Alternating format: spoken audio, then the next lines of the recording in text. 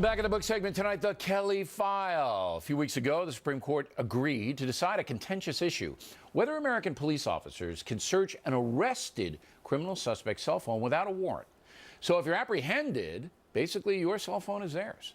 Here now to analyze Megyn Kelly, the anchor of her own program called the Kelly File, seen immediately after the factor.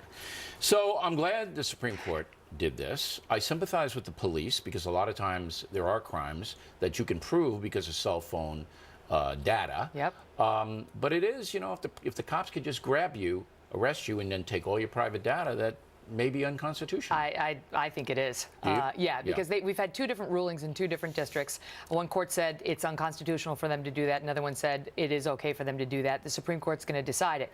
But right now, if a cop stops you, he can do a pat-down frisk of you. He can make sure you don't have any weapons on you. He can make sure if you've got drugs on you and he feels the drugs, he can see the drugs. But he can't go rifling through your personal information beyond that just to find evidence of your crime. I have a solution, alleged crime. As I always do. I have a solution to this problem. Okay. What the police should do when they arrest a suspect is confiscate the cell phone, right? Take it away, but not look at it.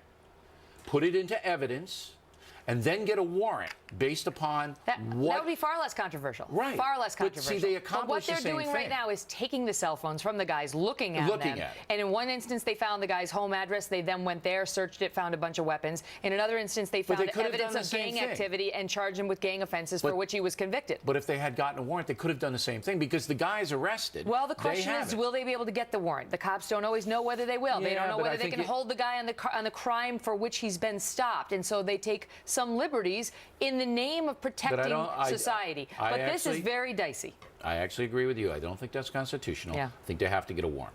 All right.